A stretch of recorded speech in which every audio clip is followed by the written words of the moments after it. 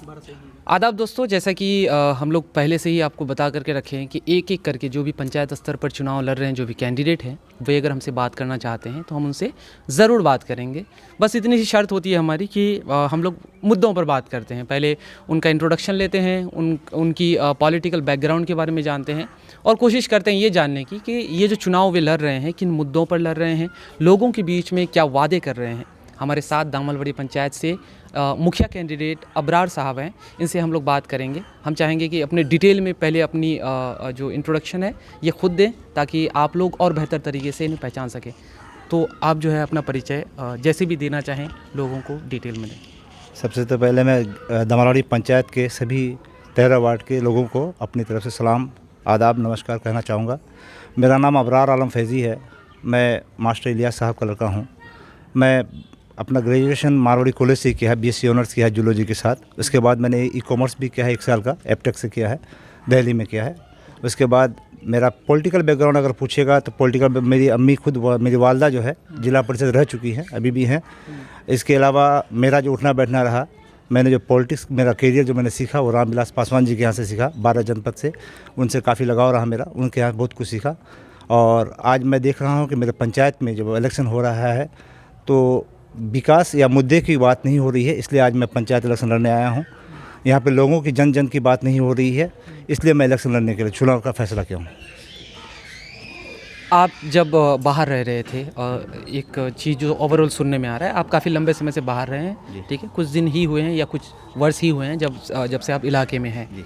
तो ये बाहर और फिर इलाके में आने के बीच में जो है आपको ये इस बात का कब एहसास हुआ, क्योंकि आप बता रहे 12 जनपद से आपने पॉलिटिक्स सीखा, तो एक नेशनल लेवल की या स्टेट लेवल की पॉलिटिक्स से आपको ये एहसास क्यों हो गया कि नहीं, मुझे पंचायत स्तर पर चुनाव लड़ना चाहिए? यहाँ इस बारे में आपने कब सोचा और कब से इसके लिए आपने काम शुरू किया? मैं इसके बारे में जब आज 7 साल हुए मुझे दिल्ली से आए हुए, जब मैं शिफ्ट हो गया यहाँ पे पूरा फैमिली के साथ, तो मैं जब यहाँ पे जिला परिषद हम लोगों ने जीता तब भी मैंने देखा। उसके बाद जो मैंने देखा पॉलिटिक्स को, जब जाना मैंने कि यहाँ पे पॉलिटिक्स जो हो रही है वो मुद्दे पे, काम की बातों पे हो नहीं रही है। लोगों की जो मेन जो बुनियादी चीज़ें हैं जिसके लिए लोग परेशान हैं उस पर बात नहीं होके लोगों को बस बहला फुसला के इधर उधर की बातें करके लोगों को बस वोट दिलवाना है। उसके बाद 5 साल के लिए वो अपने मस्त रहता है, उसमें कोई दिक्कत नहीं था। इसलिए मुझे लगा कि नहीं, आज मान लीजिए मैं पढ़ा लिखा हूँ, अल्लाह ने मुझे मेरे अंदर सलाहियत दिया है या मुझे मेरे जानकारी है, मुझे मेरे पंचायत में क्या होना चाहिए क्या नहीं होना चाहिए। उसके बावजूद अगर मैं खामोशी इख्तियार करता हूं और वो लोग चुन के आते हैं, जिससे ये मैं उम्मीद नहीं रख सकता हूं कि वो लोग मेरे पंचायत की विकास की बात करें या फिर कोई उस मुद्दे पे भी बात करना भी नहीं चाहता है, तो फिर मेरे लिए बेईमानी हो जाएगी। अगर मेरे अंदर कैपेसिटी है तो मुझे बाहर आके उसको, मैं चाहता हूं कि मैं अपने पंचायत के लिए उस काम को अंजाम दे पाऊँ, ताकि मेरे पंचायत में लोगों तक ये चीज़ जाए कि नहीं, सिर्फ चाय नाश्ता या रुपये पैसे के अलावा भी विकास पे भी वोट मांगे। विकास की बात करके आदमी अगर इलेक्शन जीतता है तो विकास करके दिखाता है। तो आज ये जो शुरुआत मैंने किया है, इंशाअल्लाह कल जो है वो मेंबर साहब हो या कोई भी साहब हो, कोई भी प्रतिनिधि हो, ये विकास के मुद्दे पे बात करेंगे, ना कि रुपये पैसे चाय नाश्ते पे बात करेंगे। इसलिए मैंने फैसला किया है कि मैं इंशाल्लाह पंचायत इलेक्शन से ही शुरू करूंगा, क्योंकि मेरा घर है ये।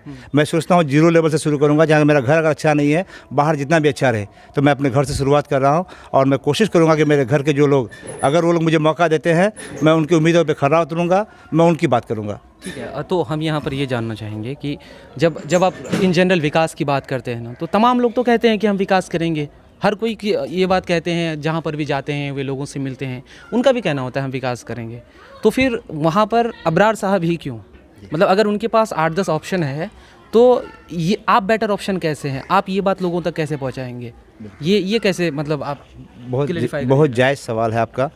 इससे पहले भी 4 चरण में ऑलरेडी पंचायत इलेक्शन हो चुका है। 20 साल हो गए हमारे पंचायत को, आज 25वें, हम लोग 5वें चरण में हैं। आपने देखा होगा दामलवाड़ी पंचायत है हम लोग का, कभी पंचायत नहीं खोलते हुए देखा। किसी भी आप आम जनता से पूछिए, किसी भी 13 वार्ड के किसी भी लोगों से पूछिए, पंचायत भवन हमारा खुलता नहीं है। जबकि आज पंचायत भवन किसके लिए दिया गया है? हम लोगों को, अवाम के लिए दिया गया है, लेकिन कभी पंचायत भवन नहीं खुलता है। लोग परेशान हैं ऑनलाइन के लिए, लोग परेशान हैं निजी जो आधार कार्ड के लिए, लोग परेशान हैं अपने जन्म सर्टिफिकेट, मृत्यु सर्टिफिकेट बनाने के लिए। सब लोग दर दर भटक रहे हैं, लेकिन उसके बारे में कोई गुफ्तगू नहीं हो रही है। मैं मुद्दे के इलेक्शन लड़ने आया हूँ। मैं इरादा करके आऊँगा, अल्लाह अगर मुझे कामयाब करता है, अवाम अगर मुझे मौका देता है, मैं 5 काम करूँगा जो मैं आपको आगे बताऊँगा ज़रूर। जी बिल्कुल, हम चाहेंगे चूँकि इसके बाद ही मेरा यही क्वेश्चन है कि क्या आप कोई एक घोषणा पत्र लेकर के आए हैं? चूँकि पंचायत चुनाव लड़ रहे हैं तो सभी कोई एक बड़ी बात कह देते हैं कि विकास करेंगे। विकास एक बहुत बड़ा शब्द हुआ, आपको क्लेरिफाई करना चाहिए, आपको डिटेल में बात करनी चाहिए कि आप विकास में क्या क्या करना चाहते हैं। तो क्या आपका कोई घोषणा पत्र है जिसको लेकर के आप बिंदुवार लोगों को बताना चाहेंगे कि अगर मुझे आप मौका देते हैं तो हम ये चीज़ें करेंगे? जी बिल्कुल, मैं बताना चाहूँगा। मैं सबसे पहले ये बताना चाहूँगा मेरे पंचायत के सभी 13 वार्ड के लोगों से कि आज पंचायत भवन हमारे 20 साल से बने हुए हैं, लेकिन आप लोग को पंचायत भवन कभी जाना नहीं हुआ। मैं अगर मुखिया बनता हूँ, मेरा पहला प्राथमिकता रहेगा, पहला काम रहेगा कि मैं पंचायत भवन डेली खुलूँगा सुबह 10 से 5, ताकि मैं जानता हूँ जितनी इज्जत मेरी माँ बहन की है सबकी है। मैं नहीं चाहता हूँ किसी की माँ बहन या किसी की बीवी बच्चे मुखिया साहब के घर पे या उसके दुकान पे उसको खोजने जाए। वो अपना पंचायत भवन जाए, पंचायत भवन से काम करके अपना घर वापस जाए। तो पहला मेरा काम होगा कि मैं पंचायत भवन डेली सुबह 10 से 5 खोलूँगा। कुछ लोगों का ये भी कहना है कि तो इलेक्शन जीत जाएगा, धनतोला में रहेगा, बगलबाड़ी में रहेगा। तो मैं उन लोगों को बताना चाहता हूँ कि पंचायत भवन मेरा दामालबाड़ी में है, ना कि धनतोला में, ना कि दामालबाड़ी में है, बगलबाड़ी में है। तो इंशाल्लाह पहला काम होगा कि मैं दामालबाड़ी जो पंचायत भवन है डेली सुबह 10 से 5 खोलूँगा। दूसरा काम जो मैं सोच के आऊँ, जो मैं करना चाहता हूँ, मैं देख रहा हूँ आज मेरे पंचायत भवन में कंप्यूटर भी रखा हुआ है, पंचायत सहायक है, उसके अलावा जनरेटर भी है। अगर खुदा नाश्ता लाइट चली जाती है, उसके बावजूद लोग आज बिज़नेस बना लिया ऑनलाइन के लिए, बाहर 300-400 रुपये में ऑनलाइन करा रहे हैं। आपको भी मालूम है कि अगर मोबाइल में नेट है हमारा तो उसका ऑनलाइन का कोई चार्जेस नहीं है, ऑनलाइन फ्री है। उसके बावजूद लोगों से मनमाना 300-400 रुपये लोग लेके ऑनलाइन कर रहे हैं, लेकिन उसके बारे में किसी को कोई मुखिया साहब, मेंबर साहब को गौर फिक्र करना नहीं है, क्योंकि मुखिया साहब आज वो लोग खुद अपने आप इस बिज़नेस में इन्वॉल्व हैं, इसलिए वो लोग नहीं चाहते हैं। लेकिन मैं चाहता हूं कि मैं ऑनलाइन का जो काम है मैं अपने पंचायत भवन में कराऊं। जो काम बाहर 300-400 में हो रहा है, इंशाल्लाह 50 रुपये में हो सकता है। तो मेरी ख्वाहिश है कि ऑनलाइन मेरे पंचायत भवन में हो और मेरे लोग बाहर जो बिज़नेस कर रहा है लोग उनसे बचे। काम नंबर 3 जो मैं सोच के आया हूँ, मैं कोशिश करूँगा कि आज सबसे ज़्यादा परेशान है मेरे पंचायत के लोग आधार कार्ड को लेकर। मैं जहाँ तक देख पा रहा हूँ, किसी का आधार कार्ड बन चुका है, किसी का बना नहीं है। जिसका बन चुका है तो उसका नाम जो गलत है, जैसे मेरा नाम अबरार है तो अबराल हो गया है। अगर मुझे सुधार करना है पंचायत में, उसका कोई सुविधा नहीं है, उसके लिए हमें ब्लॉक या जिला दौड़ना पड़ रहा है। उसके लिए अगर मुखिया साहब चाहे, अगर चाहता हो लोग आज 20 साल पंचायत राज में, तो इंशाल्लाह कोशिश करने से हो सकता था। लेकिन आज तक वो आधार का एक सेंटर अपने दामालबाड़ी में मुहैया नहीं करा पाया, ताकि लोग जो आज भटक रहे हैं, रात दिन भटक रहे हैं आधार कार्ड के लिए, उसका भी कोई उनको बारे में कोई सोचना ही नहीं है। उनको ये मतलब ये सब मुद्दे हैं नहीं उनके लिए, इस मुद्दे में बात ही नहीं करना चाहता। लेकिन मैं चाहता हूं कि आधार का सेंटर, मैं कोशिश करूंगा, हर मुमकिन कोशिश करूंगा कि आधार का सेंटर मेरे पंचायत में हो, ताकि मेरे लोग दर्द बदर भटके नहीं।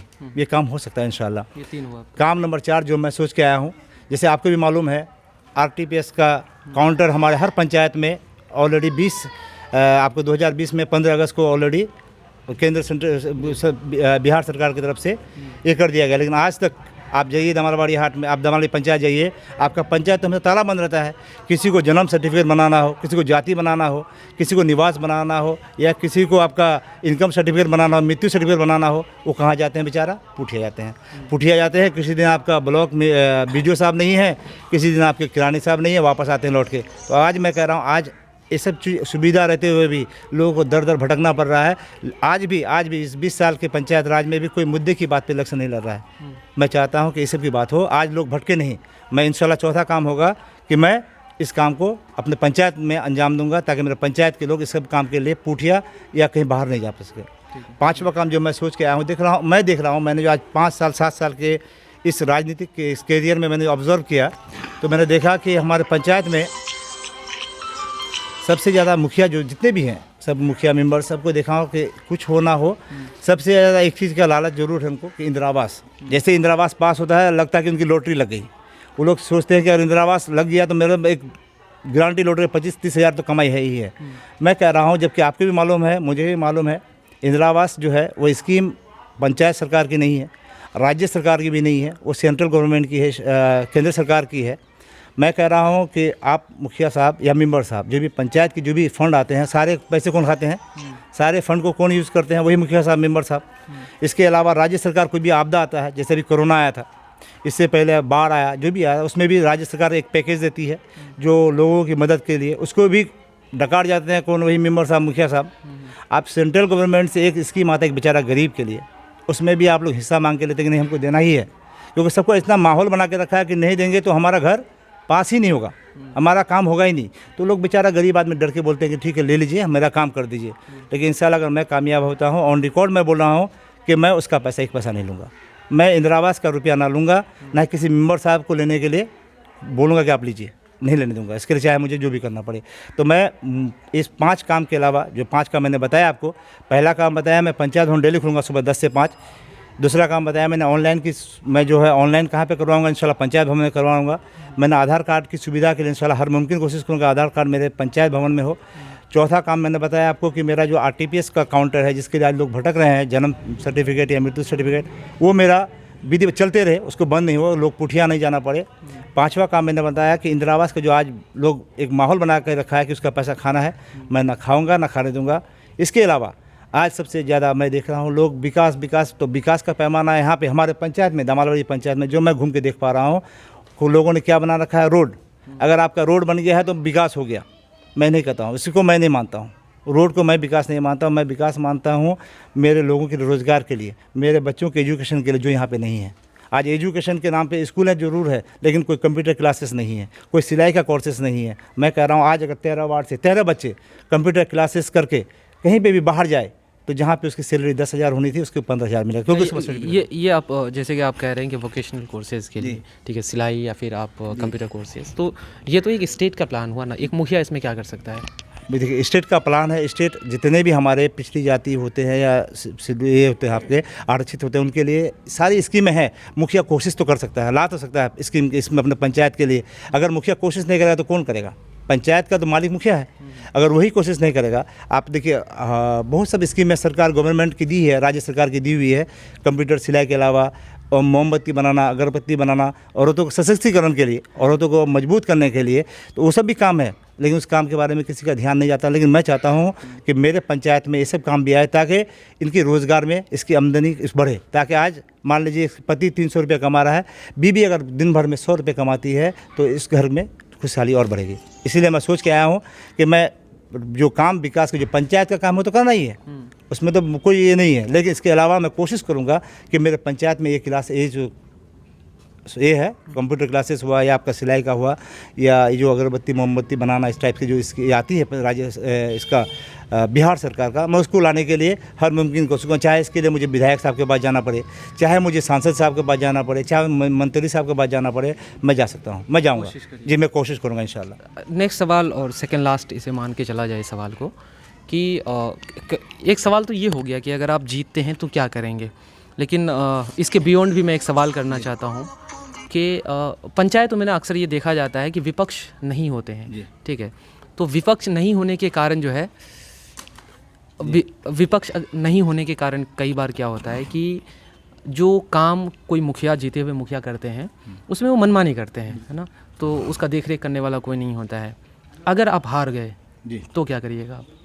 देखिए इलेक्शन में दो ही चीज़ हो सकती है, या तो जीत या हार। मैं जीत गया, नहीं हारने वाला तो रहेगा इलाके में, मैं वही कह रहा हूं, जीतने वाला तो रहेगा ही, बट हारने वाले मैं आ रहा हूँ, मैं उसी बात में आ रहा हूँ आपका। मैं कह रहा हूँ इलेक्शन में दो ही चीज़ हो सकती है, या तो जीत या हार। अगर मैं जीत जाता हूँ तो मैं पूरे पंचायत का मुखिया, मैं सभी को लेकर चलूँगा। मैं इधर उधर तेरा मेरा नहीं करने दूंगा इंशाल्लाह, ना बांटने दूंगा किसी को। मैं सबको लेकर चलूँगा, चाहे वो मुझे वोट दिया हो चाहे नहीं दिया हो, जो भी है। और अगर खुदा नाश्ता मैं हार जाता हूँ, मेरा मुकद्दर मैंने भी नहीं देखा, मेरा वोटर से भी नहीं देखा, लेकिन मैं उसके साथ निभाऊंगा। मैं उनको छोड़ के, अगर आप बोलिएगा 5 साल के लिए चले जाओ कहीं पे, फिर 5 साल बाद आके जहाज़ से उतर के फिर बोलूँगा कि भाई मुझे इतना वोट मिला था, इतना वोट दीजिए मुझे, मैं सेकंड किया था, मैं थर्ड किया था, मैं वो सब बहाने नहीं करूँगा। मैं इंशाअल्लाह जो लोग मुझे वोट दिया है उसके साथ हर सुख दुख में, जो नहीं दिया उसके साथ भी हर सुख दुख में अबरार खड़ा रहेगा। इलेक्शन लड़ने आया हूँ मैं, जी बिल्कुल। मैं अगर जीता तब भी खिदमत करूँगा, खुदा ना खास्ता अगर मैं नहीं भी जीतता हूँ तब भी मैं खिदमत करूँगा। मैं लोगों को छोड़ के यहाँ से अब जाने वाला नहीं हूँ। अगर कोई लोग सोच रहा है कि इलेक्शन हार जाएगा, बैठ जाएगा, तो अबरार बैठने वाला नहीं है, अबरार किसी से डरने वाला भी नहीं है, और अबरार किसी से झुकने वाला भी नहीं है। अबरार लड़ेगा, हर लड़ाई लड़ेगा, जो समाज के खिलाफ जो भी आवाज़ उठाएगा, चाहे वो कोई साहब भी हो। अच्छा एक बात बताइए मुझे, क्योंकि आप ट्रैक पे बातें कर रहे हैं, विकास पर ज़्यादा आपका फोकस है, तो एक और एक्स्ट्रा मैं बीच में डाल रहा हूँ। जो सिनारियो तैयार हुआ है, जो माहौल तैयार है इलेक्शन को लेकर के, क्या आपको लग रहा है कि जिस सरकारें ने जो नियमावली तय की है कि इतना रुपए में ही चुनाव होना चाहिए, क्या पॉसिबिलिटीज़ है ये? मतलब आप इंटेलेक्चुअल टाइप की बात कर रहे हैं, तो हम ये जानना चाहेंगे कि क्या ये मुमकिन है कम पैसे में चुनाव लड़ना, या फिर कम खर्च करके चुनाव लड़ना? कैंडिडेट की तरफ से ये फॉल्ट है या वोटर की तरफ से फॉल्ट है? क्या मामला, आप क्या इसको कैसे ऑब्जर्व किए हैं, क्या आप देख रहे हैं आप इस मामले में? बिल्कुल, जो निर्वाचन आयोग जो दिया उस पे, उस गाइडलाइन पे हम लोग इलेक्शन लड़ सकते हैं, लेकिन इसमें बेचारा वोटर का फॉल्ट नहीं है, ये कैंडिडेट का फॉल्ट है। कैंडिडेट जो है आज नुमाइश कर रहा है, नुमाइश एक साथ मतलब 80 गाड़ी लेके, 50 गाड़ी लेके, 40 गाड़ी लेके लोगों को दिखा रहा है कि हमारे पास जमात है। आज हम जितने भी वोटर्स हैं, वोटर्स बेचारे अच्छे हैं, उसमें कोई इसमें किसी चीज़ की कमी नहीं है, कैंडिडेटों की कमी है। आज कैंडिडेट जाके घर घर पैसा बांटते हैं, तब जाके वो लेते हैं। हाँ, जो लोग घर पे आते हैं, तो अगर कोई वोटर घर पे आता है तो गलत है, लेकिन मैं देखता हूँ अमूमन जो मैं आज देख रहा हूँ 5 सालों में, अभी भी ये माहौल हमारे पंचायत में बना हुआ है। लोगों का गुमान है कि हम जो है 50,000, 50 लाख, 1 करोड़ खर्चा करेंगे, लेकिन मुखिया हम ही बनेंगे। तो इससे तो ये दिखाई दे रहा है कि वो जो निर्वाचन आयोग तो क्या, वो समाज की ध्वजा उड़ा रहा है। सिर्फ निर्वाचन आयोग का नहीं उड़ा रहा है, समाज के भी उन बच्चों का जो आज मान लीजिए मेरे जैसे या आपके जैसे बहुत सारे पढ़े लिखे लोग होंगे, जिसकी ख्वाहिश होगी अगर मैं पढ़ लिख के कामयाब नहीं हो रहा हूँ तो मैं राजनीति में आऊँगा, तो उनको भी डराया जा रहा है कि आप नहीं आ पाओगे। क्यों? क्योंकि आपके पास ना 10 लाख रुपया होगा, ना आप मेंबर का इलेक्शन लड़ पाओगे, ना आपके पास 10 लाख होगा, ना आप मुखिया का इलेक्शन लड़ पाओगे। तो उन लोगों को भी डराया जा रहा है और वो माहौल बनाया जा रहा है। उस माहौल से बचने के लिए हम सब की जिम्मेदारी है, हम सभी वोटरों की जिम्मेदारी है कि देखिए, आज अबरार का हक मारा जाएगा, कल आपके बेटा का भी हक मर सकता है, आपके पंचायत के किसी भी बेटे का हक मर सकता है। तो इसलिए आप उन लोगों से बचिए, खास करके जो लोग आज पैसे के लालच में, पैसे के गुमान में आपके बच्चों का हक मारना चाहता है, आपके पंचायत के लोगों का हक मारना चाहता है, उन लोगों से बचिए। मौका उसको दीजिए जो आपकी बात करे, जो काम की बात करे। मौका उसको मत दीजिए जो चाय नाश्ते की या रुपये की बात करे। इसलिए मैं सबसे अपील करूँगा, जितने भी हमारे 13 वार्ड के जितने भी वोटर्स हैं, ख़ुसूसी तौर पे मैं दिल से उसको मतलब अपील करना चाहूँगा कि आप लोग आपकी बात कीजिए, आपकी बात जो करे, आपके काम की बात करे, उसको आप वोट दीजिए, ना कि रुपये पैसे पे, चाय नाश्ते पे वोट दीजिए। नहीं तो पछताने के अलावा कुछ नहीं मिलेगा। अभी लोग आए हैं, आपको चाय नाश्ता दमालबाड़ी में, लारुखवा में, झपड़तल में, हर जगह पिलाता है, हर जगह पिलाएगा। जैसे 29 तारीख ख़त्म होगा उसके बाद ना आपको कोई चाय पिलाने आएगा, हाँ, लेकिन एक नुकसान करके चला जाएगा आपको एक पेट में बीमारी देके चला जाएगा, जिसके लिए आप लायंस क्लब और इस्लामपुर दौड़ते रहिएगा। ये बेचारा मजा लेगा, दांत में खिलाली करता रहेगा गोश्त खाते हुए, और आप लोग आराम से इलाज कराते रहिएगा, कोई देखने नहीं जाएगा आपको। तो 500,000 के चक्कर में वोट आप लोग बर्बाद नहीं कीजिए। आपका बहुत कीमती वोट है, वोट को आप सोच समझ के दीजिए। 5 साल में एक बार मौका मिला आपको, इस मौके का आप लोग फ़ायदा जरूर लीजिए। क्यों कि बाद में पछताइएगा तो कोई फ़ायदा नहीं होगा। ये मौका है अभी आप लोगों के पास। आप लोग से अपील है कि आप लोग कैंडिडेट देख के वोट दीजिए। मैं ये सबसे एक तो सरल भाषा में बोलना चाहता हूँ कि जैसे अगर हम लोग रिश्तेदारी करते हैं, बेटी का रिश्तेदारी अगर मैं करना चाहूँगा, तो एक सवाल मैं जनता से पूछना चाहूँगा कि अगर बेटी का आप लोग शादी कराइएगा तो आपके लिए दामाद अच्छा होना चाहिए कि समधी? अमूमन लोग बोलेगा दामाद, तो मतलब कैंडिडेट अच्छा होना चाहिए। कैंडिडेट अगर अच्छा है तो ही विकास होगा। कैंडिडेट का बाप क्या है, कैंडिडेट का भाई क्या है, कैंडिडेट की बीबी क्या है, कैंडिडेट का शौहर क्या है, वो आपके लिए मायने नहीं रखता, आपके लिए कैंडिडेट मायने रखता है। क्योंकि आप अगर कभी दो तीन कोई बात भी आपको करना, सुख दुख का गप करना है, तो आप कैंडिडेट के पास जाके कर सकें। कभी कहीं कैंडिडेट को ले जाना हो तो आपको फ़ख्र महसूस हो कि हाँ, कैंडिडेट के हम बाइक में बैठ के या उसके साथ बैठ के हम उसके साथ में जा रहे हैं। आपको ऐसा लगना चाहिए। ऐसा नहीं होना चाहिए कि आप कैंडिडेट के पास जाएँ तो आप बोलिए बाहर बैठिए, हम साइन करा के ला के देते हैं। ऐसा नहीं हो कि आप बैठिए, हम अभी कैंडिडेट नहीं हैं, तो ऐसा नहीं होना चाहिए। आप वोटरों को समझना चाहिए कि कौन आपके लिए अच्छा रहेगा, कौन बेहतर रहेगा, उसको लेकर आइए आप लोग पंचायत में। और उन लोगों से बचिए जो आप लोगों को बांटने आए हैं। आज सबसे बड़ा चीज़ है, अगर मैं इलेक्शन लड़ने का मेरा मुद्दा ही यही है। आज मैं इलेक्शन लड़ता नहीं, मैं देखा 2 चीज़ नुकसान हो रहा है मेरे समाज का, मेरे पंचायत का। पहला नुकसान क्या हो रहा है कि हम लोगों का बच्चों का हक मारा जा रहा है। दूसरा, हम लोग समाज का बट रहा है। किसी की मौज की लड़ाई में अगर आप और हम लड़ते हैं तो सबसे बड़ा बेवकूफ़ तो हम लोग हैं। तो किसी की मौज की लड़ाई में अगर हम लोग समाज को, पंचायत को जलने से नहीं रोक पाए तो उसके जिम्मेदार हम लोग भी होंगे। आज हम लोग भले हंस लें, आज अबरार भी हंसने वाला बहुत होगा, लेकिन इंशाअल्लाह जब वो देखेगा कि नहीं अबरार सही है, तब एक दिन उसको याद आएगा कि अबरार सही बोल रहा था। तो किसी की मौज की लड़ाई में हम लोग को, समाज को, पंचायत को आग में जलने नहीं देना है। ये आपकी गुजारिश? ये मेरी गुजारिश है सबसे कि किसी को, कोई भी, सब कोई आप लोग सोचिए। अल्हम्दुलिल्लाह सब समझदार हैं। मजबूर मत बनिए, मजबूत बन के रहिए। हम लोग मोहताज ज़रूर हैं अल्लाह का, इंसान का मोहताज नहीं है। आप लोगों को सबको समझ लिया है, सोच दिया है। सोचिए, समझिए, आपका वोट का बहुत दाम है और आप लोग मौका दीजिए। मैंने जो वादा किया इंशाल्लाह मैं निभाऊंगा, हर मुमकिन निभाऊंगा, ताकि मैं आगे अगर आपके पास फिर आ सकूँ तो आप मुझे वो जगह दे पाए कि नहीं, हाँ अबरार ने अगर कुछ बोला है तो अबरार ने किया है। मैं शुरुआत कर रहा हूँ। आप लोग कभी ये नहीं सोचिएगा कि अबरार पहली बार आया है, जीतेगा कि नहीं जीतेगा। तो मैं 2 एग्जाम्पल देना चाहूँगा आप लोगों को इसके लिए। पहला एग्जाम्पल, अभी विधायक का इलेक्शन हुआ हम लोग का, MLA का, है ना। पूरी पंचायत, हमारी दमालवाड़ी का पंचायत का यही बात था कि यहाँ पे कमरुल हुदा साहब जीत रहे हैं और यहाँ नहीं तो स्वीटी सिंह जीतेगी। इजहार साहब के बारे में कोई गुफ्तगू नहीं हो रही थी ना, वो जीतेगा नहीं। तो मैं ये कह रहा हूँ, अल्लाह किसको कबूल किया था? इजहार साहब को। जीता कौन? इजहार साहब। तो आप लोग फैसला मत कीजिए कि जीतेगा कौन, हारेगा कौन। जीताना हराना अल्लाह के हाथ में है, वो करेगा। आप लोग के पास क्या है? वोट। आपसे अपील कर रहा हूँ, आप लोग सबसे अपील करता हूँ, हक समझ के आप लोग वोट दीजिए, बाकी फैसला अल्लाह पे छोड़ दीजिए। चलिए, बहुत बहुत शुक्रिया। क्योंकि हमारी आखिरी सवाल ही होती है कि अपील करिए। आपने ऑलरेडी अपील कर दिया है, तो हम लोग इंटरव्यू को यहीं पर क्लोज़ करेंगे। और साथ ही साथ आपको बता दें कि इंटरव्यू में हम लोग जो है ये एक तरह का आम बातचीत है, जिसमें हम लोग कैंडिडेट को जानने और पहचानने की कोशिश करते हैं, आपके लिए थोड़ा काम आसान करते हैं।